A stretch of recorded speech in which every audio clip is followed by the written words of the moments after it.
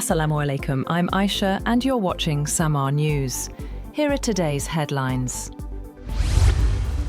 Pakistan's military has launched large-scale operations under Operation Ghazab lil-Haq, striking Taliban positions across the Afghan border. Dozens of hideouts were destroyed, hundreds of operatives killed, and key posts captured. The Pakistan Air Force conducted raids at 29 locations in Afghanistan, targeting Taliban headquarters, ammunition depots, and checkposts in Laghman, Nangarhar, Kandahar, Kabul, and Paktika provinces, significantly weakening Taliban operational capacity. Pakistani forces captured 18 key Taliban posts, including positions near Shawal, Angur Adda, and Zamalan. Additional bases like Shipola Camp, Khyber Post, Kamisar Complex, and Dawood Post were destroyed. Infiltration attempts in Qilla Saifullah sector were foiled. According to officials, 331 Taliban operatives were killed, over 450 injured, 104 posts destroyed, 18 captured, and 135 tanks/armored vehicles destroyed. 12 Pakistani soldiers were martyred, with 27 injured.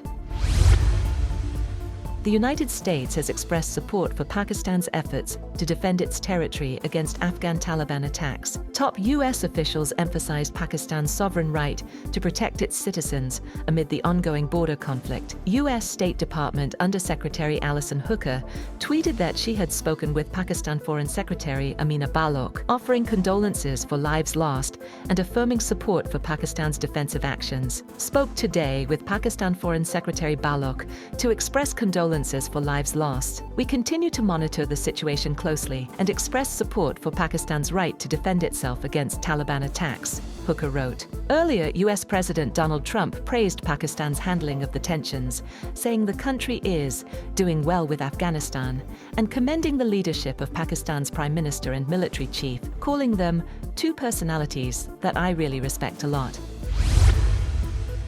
Moreover, Pakistan and Saudi Arabia have held high-level telephonic contact as regional tensions continue to draw attention. Deputy Prime Minister and Foreign Minister Ishaq Dar spoke with Saudi Foreign Minister Prince Faisal bin Farhan bin Abdullah, discussing key regional issues and ways to reduce tensions. The call focused on important developments in the region and the broader security environment. During the call, the Pakistani and Saudi foreign ministers discussed ways to reduce tensions while safeguarding the region's security and stability.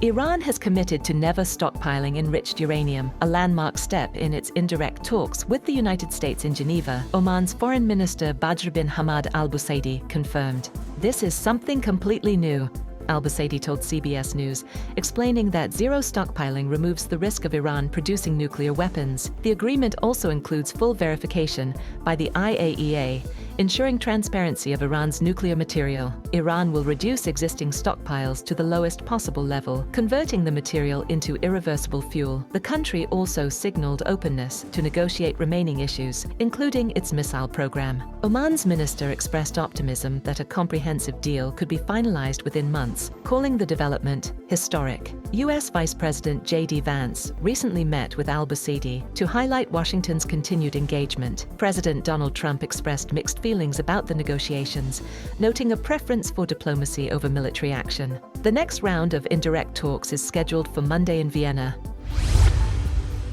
The Pentagon has officially designated Anthropic a supply chain risk to national security following a dispute with the Department of Defense over AI model usage. President Donald Trump directed federal agencies to phase out all Anthropic products within 6 months, stating on Truth Social, "We don't need it, we don't want it, and will not do business with them again." Secretary of Defense Pete Hegseth confirmed the designation, barring any contractor, supplier, or partner working with the U.S. military from conducting business with Anthropic. The conflict arose after Anthropic refused to allow its AI to power mass domestic surveillance or fully autonomous weapons. CEO Dario Amodei reaffirmed the company's stance, pledging to assist a smooth transition if offboarding proceeds.